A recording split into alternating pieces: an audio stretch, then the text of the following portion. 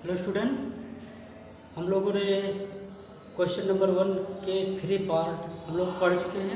अब हम लोग पार्ट 4 की तरफ बढ़ते हैं। क्वेश्चन नंबर 1 का चौथा पार्ट। 1 में कई पार्ट थे और ये समझना भी ज़रूरी है ना। तो हम लोग क्वेश्चन नंबर 1 का पार्ट नंबर 4 में पहुँचते हैं। तो चौथे में, पहले के चौथे में जो है वहाँ कहा गया जेड समुच्चय। तो वास्तव में जेड क्या है? समस्त पूर्णांकों का समुच्चय है। तो यदि जेड समस्त पूर्णांकों का समुच्चय है तो क्या होगा? तो जेड क्या होगा? तो Z equal to minus infinitive और टू पॉजिटिव इन्फिनेटिव, मतलब जीरो के इधर माइनस तक, जीरो के उधर प्लस इन्फिनेटिव तक, है ना। जो होगा वो क्या होगा? समस्त पूर्णांक होंगे कि नहीं होंगे? इन्फिनेटिव तक होता है संख्या ना। तो इधर पॉजिटिव इन्फिनेटिव तक, इधर नेगेटिव इन्फिनेटिव तक। और होना क्या चाहिए? पूर्णांक। पूर्णांक के अलावा और कुछ नहीं होना चाहिए। यदि हम सॉल्व करके पूर्णांक ले आते हैं, पूर्णांक ले आते हैं तो समझ लो सही है। उसी से हम पूर्णांक को बेस बनाकर, है ना, पूर्णांक को बेस बनाकर हम लोग क्या करेंगे? सॉल्व करेंगे, चाहे वो नेगेटिव पूर्णांक आए और चाहे वो पॉजिटिव पूर्णांक आए। अगर पूर्णांक ले आते हैं तो हम रिफ्लेक्सिव और ट्रांजिटिव सिमेट्रिक सब दिखाएंगे। अब देखो कैसे, ये थोड़ा सा डिफरेंट क्वेश्चन है लेकिन समझ में आ जाएगा, सिर्फ देखो तुरंत, है ना। अब देखो हमें रिफ्लेक्सिव में लाना क्या है। हमें कंडीशन दिया गया है x माइनस वाई एक पूर्णांक है।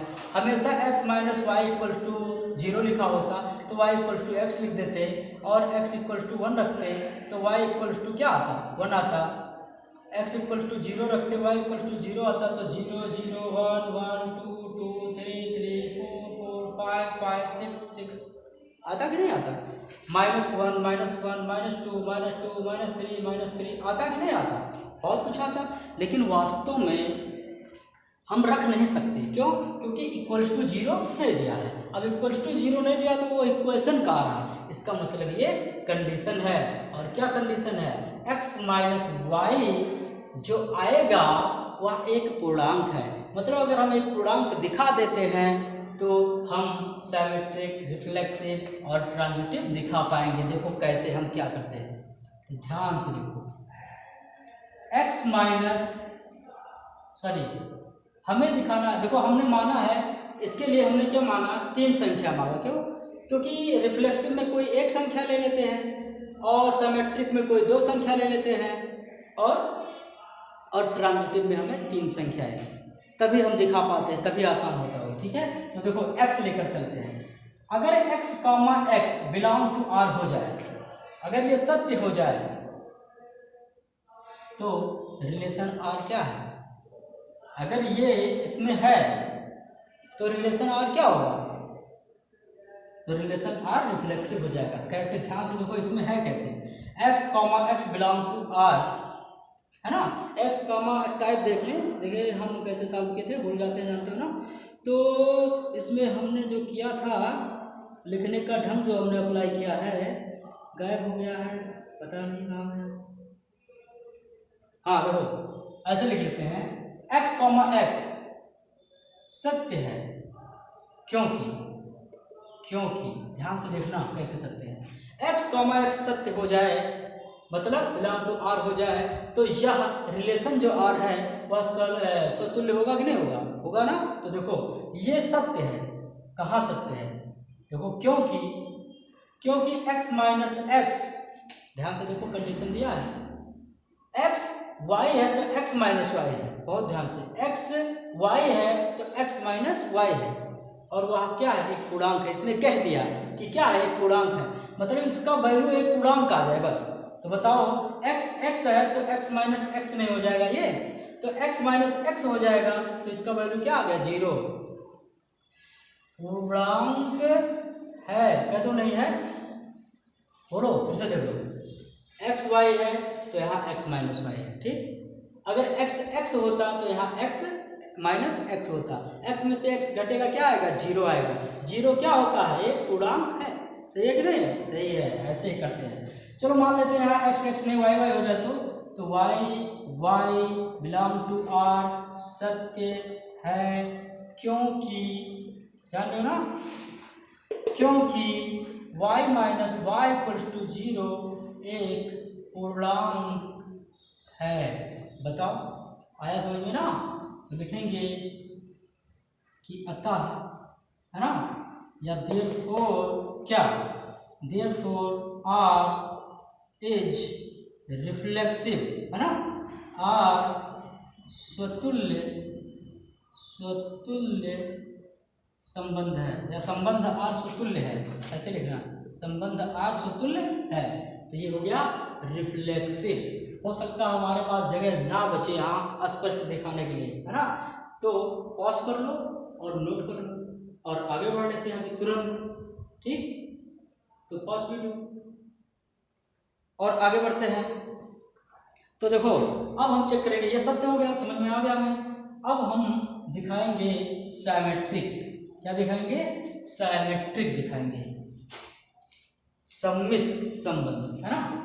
तो सममित मतलब साइमेट्रिक, है ना। तो साइमेट्रिक के लिए आगे बढ़ते हैं। अब बताओ साइमेट्रिक कब होता था? हम देखो क्या लिखने जा रहे हैं, एक्स वाई सत्य है, एक्स वाई सत्य है, डायरेक्टली लिखा सकते हैं, लिख सकते हैं, लिखा कह सकते हैं, इसमें लिख लेंगे, है ना। एक्स वाई के लिए हाँ देखो, x comma y belong to R के लिए, है ना, या x y belong to R के लिए ध्यान से देखना, x comma y belong to R यहाँ पे है कि नहीं? देखो ये है ही। कैसे है? एक्स कॉमा वाई है कब? जब x माइनस वाई है। x कॉमा वाई मतलब x माइनस वाई एक पूर्णांक है, ये सत्य है कि नहीं है? तो x comma y belong to r के लिए x minus y equals to एक पूर्णांक है। सत्य है ना?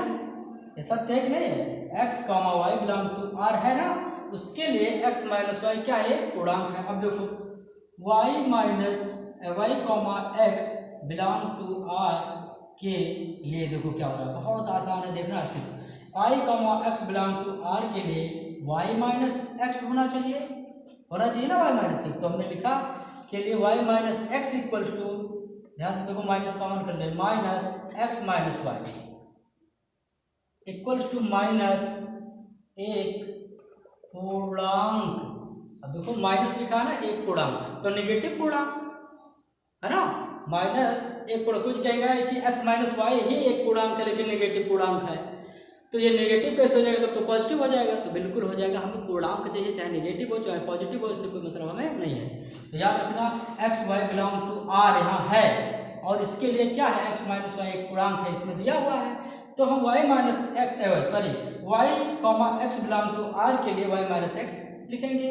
इक्वल्स टू क्या आएगा पता नहीं, तो हमने निकाला, देखो माइनस कॉमन करके एक्स माइनस वाई, और एक्स माइनस वाई वास्तव में देखो ऊपर लिखा हुआ है, ये क्या है? वाई माइनस एक्स, एक पूर्णांक है, तो वाई माइनस एक्स माइनस और एक पूर्णांक इसकी जगह पर लिख दिए, क्या दिक्कत है? तो एक पूर्णांक नहीं आ गया, चाहो तो लिख लो पूर्णांक, सिर्फ पूर्णांक लिख दे, पूर्णांक, ठीक है, चाहे निगेटिव पूर्णांक या पॉजिटिव, चाहे जो। ये समझ में आया? तो वास्तव में सममित यानी कि साइमेट्रिक, तो लिखेंगे अतः संबंध आर क्या है? साइमेट्रिक है। ठीक, ऐसे लिख लेंगे, संबंध आर क्या है? साइमेट्रिक है। अब इसको भी पॉज कर लो और नोट कर लो। अब ट्रांजिटिव चेक कर लेते हैं। तो ट्रांजिटिव के लिए क्या होना चाहिए? 3 संख्याएं लेकर चलेंगे हम। अब 3 संख्याएं कौन कौन से होंगे? x y z, हम मान चुके हैं पहले, माना x y z एक धन पूर्णांक है, ठीक है। तो इसके लिए हम ट्रांजिटिव चेक करेंगे, ठीक। अब इसको हटा रहे हैं और आगे बढ़ते हैं। ट्रांजिटिव के लिए आगे बढ़ते हैं। संक्रमक है ना, चेक करते हैं। अब ध्यान से देखो, हम जान रहे हैं, अभी हमने देखा है ना, कि x comma y belong to R, है ना। तो x माइनस वाई एक पूर्णांक है, मिल गया ना।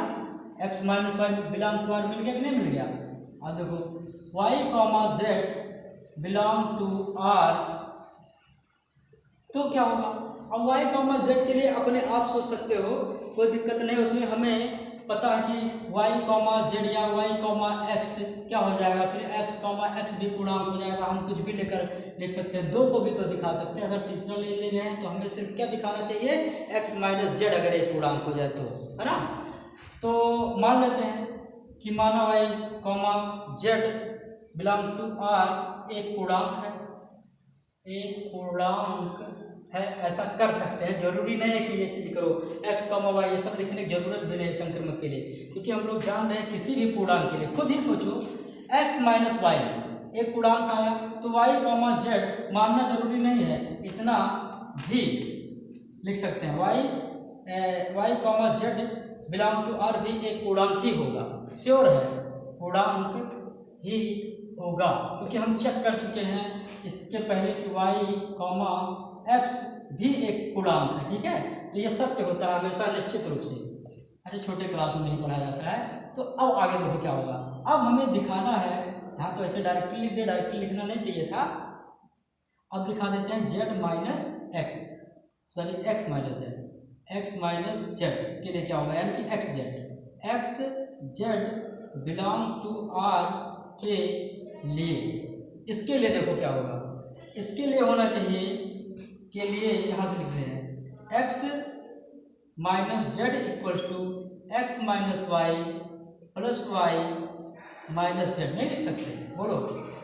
तो x minus Z equals to x minus y क्या था, एक पूर्णांक, ठीक है, प्लस वाई क्या है, पूर्णांक है, जेड क्या है, पूर्णांक है, पूर्णांक में से पूर्णांक घटेगा क्या आएगा, पूर्णांक, और नहीं तो ऊपर लिखते हैं y Z belong to R भी एक पूर्णांक ही होगा, श्योर ऐसा होता है, ऐसे लिख दो अपनी मर्जी से। अरे गणितीय आगमन के सिद्धांत से तो अच्छा है ये, है ना। जो गणितीय आगमन का सिद्धांत हम लोग पढ़ते थे उससे तो अच्छा है, कोई भी इंटीजर हो हम दिखा सकते हैं इंटीजर ही आएगा, श्योर है ना। तो इतना करना पड़ेगा। तो x हमें दिखाना वास्तव में क्या है, ट्रांजिटिव के लिए दोनों नहीं लिखोगे चलेगा, सिर्फ ये लिखना हमें x Z belong to R के लिए क्या एक्स माइनस जेड एक पूर्णांक आ रहा है, तो बिल्कुल एक पूर्णांक और पूर्णांक जुड़ेगा तो एक्स माइनस जेड एक क्या है, पूर्णांक है। और कह देंगे अतः संबंध आर क्या है, संक्रमक है। बस ये 4 पार्ट हैं, और भी हैं इसमें, शायद 2 पार्ट और है, तो वो 2 पार्ट खुद कर लोगे, ठीक है, क्योंकि उसमें शायद यही सब दिखाया गया है कि x y के साथ काम करता है तो y x के साथ काम करेगा कि नहीं करेगा, बोलो। x y के साथ काम करता है तो y x के साथ काम करेगा कि नहीं करेगा। ध्यान से सुनो, x y के लिए लेकर चलते, ऐसे सुन लो, उसमें जो भी दिया होगा क्वेश्चन देखोगे, ये बताओ x y एक साथ कार्य करते हैं तो y x के साथ कार्य करेगा कि नहीं करेगा, या y x एक साथ कार्य करेंगे कि नहीं करेंगे, करेंगे। तो ऐसे लिख लेना है, मान लेना 3 लोग हैं x y z, और लिख देना वहाँ पे x comma x belong to r, क्योंकि x x के साथ भी कार्य करेगा, अतः संबंध r स्वतुल्य है, ठीक। फिर x अगला लिखना सम्मित के लिए x y belong to R, तो y comma x belong to R भी सत्य होगा, क्योंकि एक्स वाई के साथ काम करता है तो वाई एक्स के साथ भी काम करेगा, ठीक है। फिर आगे बढ़ोगे, कहोगे एक्स वाई के साथ कार्य करता है, यदि एक्स वाई के साथ कार्य करता है और वाई जेड के साथ कार्य करता है तो निश्चित रूप से एक्स जेड के साथ कार्य करेगा। कुछ ऐसा ही क्वेश्चन है, पढ़ोगे तो कर ले जाओगे, और ये जो हम बोल रहे हैं इसको देख लोगे उस समय तो समझ जाओगे, ठीक है। तो क्वेश्चन नंबर 1 के सभी पार्ट हम यहाँ पर कंप्लीट समझते हैं, ठीक है। अब हम लोग क्वेश्चन नंबर 2 की तरफ बढ़ेंगे नेक्स्ट वीडियो में, ठीक है। Pause video and note down, और नोट बना लेना बढ़िया से।